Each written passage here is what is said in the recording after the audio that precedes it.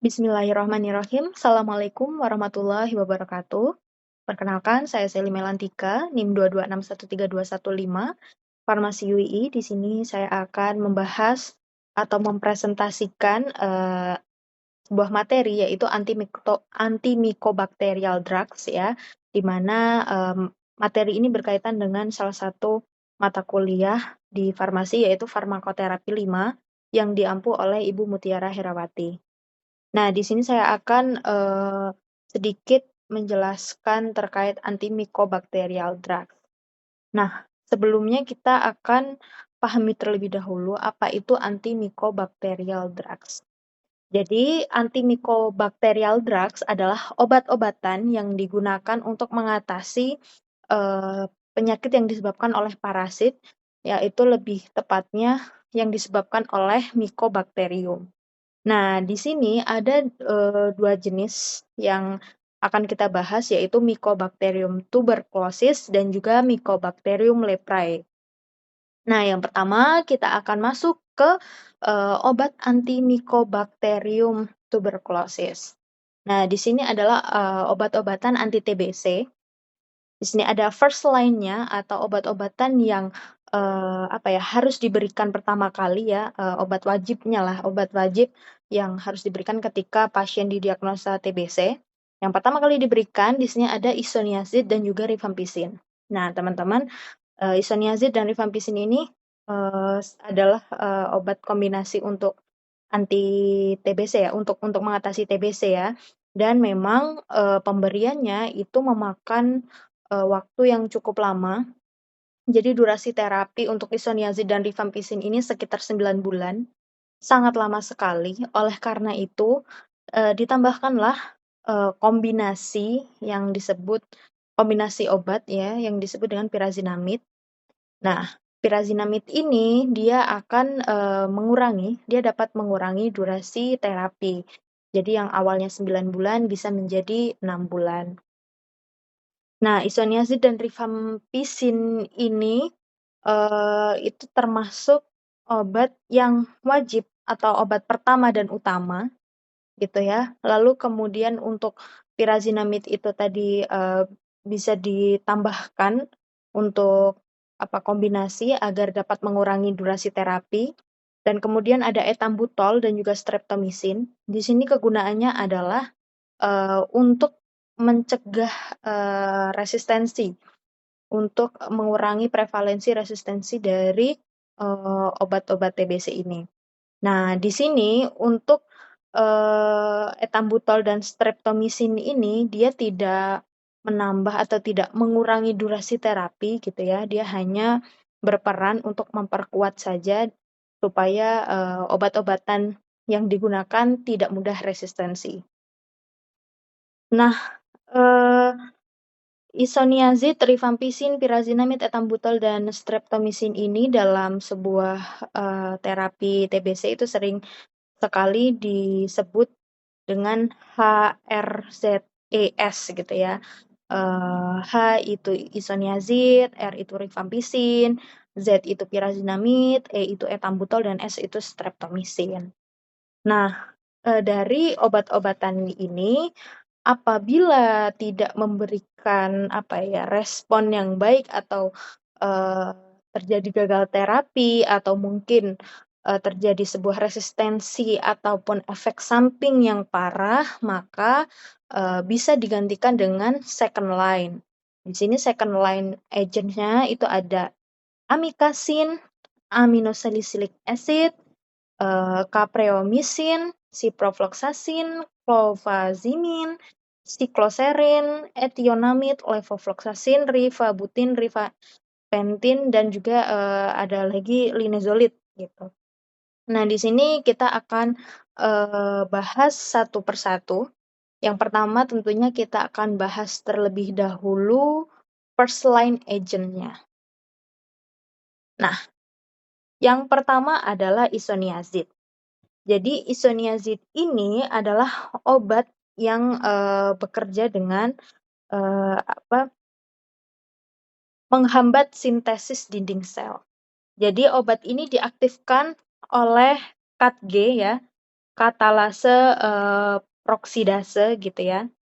Nah, si isoniazid ini strukturnya mirip dengan piridoksin, di mana orang-orang yang mengkonsumsi isoniazid ini umumnya dia itu bisa apa ya, bisa mengalami efek samping atau defisiensi vitamin B6 atau defisiensi piridoksin. Oleh karena itu, penggunaan isoniazid itu diberi tambahan vitamin B6 atau piridoksin untuk mengurangi resiko efek samping neuropati perifer. Nah, untuk isoniazid ini merupakan obat yang water soluble, jadi dia larut dalam air, mudah diserap gitu ya. Penetrasinya juga baik seperti itu. Nah, tapi obat ini juga memiliki efek samping hepatotoksik dan hampir semua obat anti TBC itu memiliki efek samping hepatotoksik. Oleh karena itu, ketika mengkonsumsi obat-obatan anti TBC, maka perlu dilakukan monitoring terhadap heparnya eee, seperti SGOT, SGPT selama masa pengobatan, seperti itu. Jadi perlu dipantau kadar SGOT, SGPT-nya seperti itu untuk apa ya, menghindari terjadinya kerusakan hepar seperti itu. Nah, untuk eee, isoniazid ini teman-teman, dia itu memiliki efek bakterisidal kecil. Nah, sehingga perlu adanya kombinasi. Oleh karena itu, obat ini tidak bisa dikonsumsi secara tunggal, dan makanya obat ini dikonsumsi dengan rifampicin. Jadi kombinasi dengan rifampicin, seperti itu. Karena ya itu tadi, dia memiliki efek bakterisidal yang kecil dan juga rawan resistensi, seperti itu. Nah, ini adalah struktur isoniazid yang mirip dengan piridoksin, di mana dia memiliki cincin benzen. Ya, strukturnya hampir mirip. Jadi isoniazid ini adalah sebuah prodrug gitu ya, yang ketika masuk ke dalam tubuh dia akan diaktifasi oleh KATG, katalase proksidase gitu ya. Lalu dia menghambat pembentukan asam mikolat gitu ya. Sehingga ya itu tadi, dia menghambat sintesis dinding sel.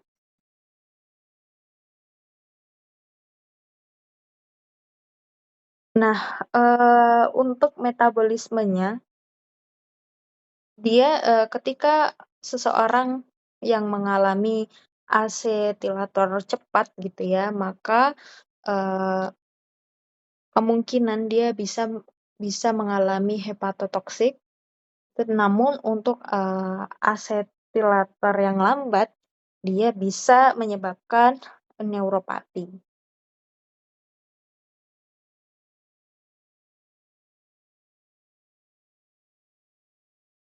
Nah, ini allergic reaction bisa menyebabkan demam, kemerahan, seperti itu ya.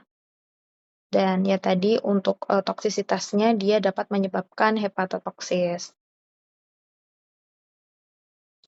Obat yang kedua itu adalah rifampicin. Rifampicin ini bersifat bakterisidal, yang dimana dia dapat bekerja membunuh bakteri gram positif maupun gram negatif seperti Mycobacteria, Chlamydia, dan beberapa enterobakteri. Nah, kerjanya di sini adalah menghambat pembentukan RNA polimerase gitu ya. Absorpsinya juga sangat baik dan dia perlu kombinasi juga untuk mengurangi resistensi. Nah, untuk efek sampingnya yang umum ditimbulkan gitu ya, yang umum dialami oleh orang-orang atau pasien yang mengkonsumsi rifampicin adalah urin atau keringatnya itu dapat berwarna orange gitu ya. Karena, itu wajar, itu adalah efek samping yang wajar, tidak berbahaya, namun bagi, orang-orang yang terbiasa menggunakan kontak lensa atau lensa kontak itu harap dilepas ketika mengkonsumsi, rifampicin ini. Nah, sekarang kita lanjut ke etambutol. Nah, etambutol ini, merupakan obat yang, senyawa sintesis larut air. Dia, sebuah obat yang stabil dalam panas. Untuk cara kerjanya, dia menghambat arabinosil transferase Mycobacteria ya, yang berperan dalam polimerase arabinoglikan, sebuah komponen esensial dinding sel Mycobacterium gitu ya. Nah, untuk efek samping dari etambutol ini, dia itu dapat menyebabkan pandangan kabur atau kebutaan, ototoksisitas gitu ya, dan harus segera dihentikan.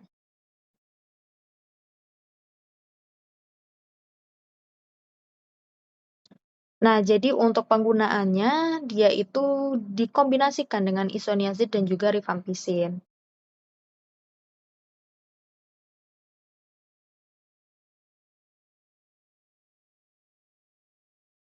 Selanjutnya, ini ada pirazinamid. Nah, untuk pirazinamid ini mekanismenya itu, jadi dia akan diubah menjadi asam pirazinoat, bentuk aktif dari obat oleh pirazinamidase Mycobacteria, dan dapat mengganggu metabolisme membran sel Mycobacteria dan fungsi transportnya. Nah, untuk penggunaannya ini juga dalam kombinasi isoniazid dan juga rifampicin. Efek sampingnya, dia itu dapat menyebabkan hepatotoksik dan paling toksik di antara obat yang lain. Jadi, dia dapat menyebabkan hepatotoksik dan juga dia dapat menyebabkan kenaikan kadar asam urat ya, sehingga dapat, menyebabkan hiperurisemia. Nah, untuk dalam mengkonsumsi obat ini, itu nanti, ketika, apa ya, terjadi hiperurisemia, itu bisa diberikan, obat allopurinol, atau jika terjadi hepatotoksik yang, berat gitu, maka obat ini bisa dihentikan. Nah, selanjutnya ada streptomycin. Nah, streptomycin ini tadi, adalah obat ya yang digunakan untuk kombinasi dalam, mencegah terjadinya resistensi obat TBC gitu. Nah, untuk streptomycin, dia itu dikontraindikasikan, untuk pediatri gitu. Kenapa? Oh, sorry. Untuk streptomycin dia itu dapat menyebabkan nefrotoksik dan, ototoksik. Selain itu dia juga dapat menghambat pembentukan protein sel. Nah, dia ini, sediaannya itu injeksi. Maka, ini menjadi salah satu tantangan ya, karena ya kebayang kalau dia harus menjalani pengobatan yang panjang dan harus bolak-balik di, apa namanya, injeksi, itu kan menjadi sebuah kekurangan dari obat ini. Nah, selanjutnya di sini ada, second line dari, obat TBC. Nah, second line ini digunakan ketika apa? Jadi second line itu digunakan, sebagai alternatif ketika terapi first line itu gagal atau mengalami resistensi atau terjadi efek samping yang toksik. Untuk obat-obatan, second line di sini kita lihat ya, ada amikacin. Oke, sorry. Ada amikacin.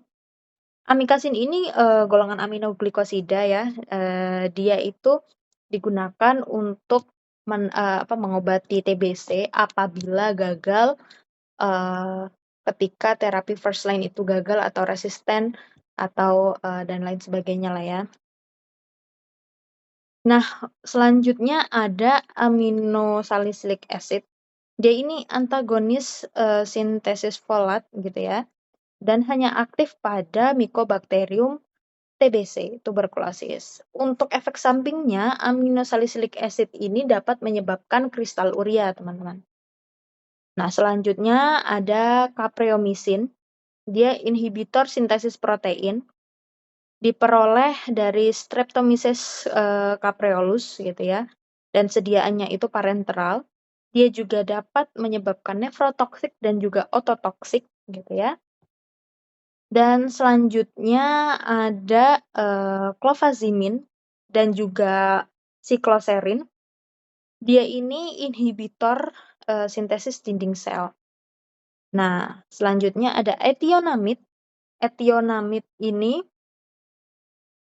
eee, dapat mengiritasi lambung ya, dan juga dia, cara kerjanya itu menghambat pembentukan asam mikolat. Nah, untuk ethionamid ini dia sifatnya, kurang larut air gitu ya. Nah, ada levofloxacin, di mana levofloxacin ini lebih baik daripada cipro untuk, pengobatan TBC.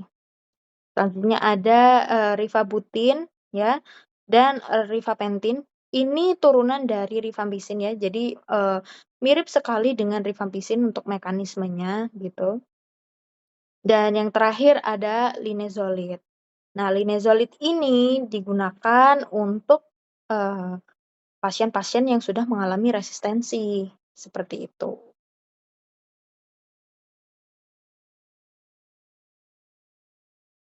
Nah, teman-teman, untuk obat-obatan anti-TBC, itu tadi ya ada first line dan juga second line yang, perlu kita perhatikan gitu.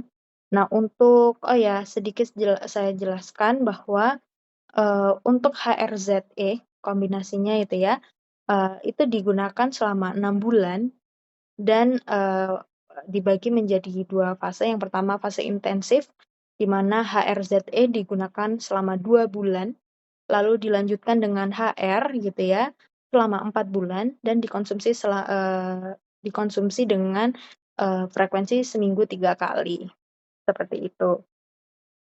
Nah, selanjutnya untuk anti lepra, itu dia menggunakan kombinasi obat yaitu Dapsone, rifampicin, dan juga clofazimin. Nah, clofazimin ini terlibat dalam pengikatan DNA. Lalu untuk Dapsone itu, dia satu golongan dengan sulfonamid, dia menghambat dan atau, membunuh Mycobacterium lepra gitu ya. Dan, dia juga bisa digunakan sebagai profilaksis PCP. Nah, obat yang bisa digunakan untuk TBC dan juga lepra di sini adalah rifampicin. Jadi kombinasi yang digunakan untuk lepra itu ada Dapsone, rifampicin, dan juga clofazimin. Nah, rifampicin itu tadi kan juga salah satu obat yang bisa digunakan untuk TBC juga gitu. Nah, untuk TBC itu, cara kita tahu, pasien terkena TBC atau tidak itu bisa, dilakukan pengecekan dengan saliva ya, saliva pagi atau saliva sewaktu gitu, ataupun, dari imunoglobulin IGRA gitu ya, tapi memang cukup, mahal gitu. Nah, mungkin ini sedikit penjelasan terkait antimicrobial drugs pada kali ini. Mohon maaf atas segala kekurangan, terhadap materi yang saya sampaikan. Saya Seli Malantika, mohon undur diri. Wassalamualaikum warahmatullahi wabarakatuh.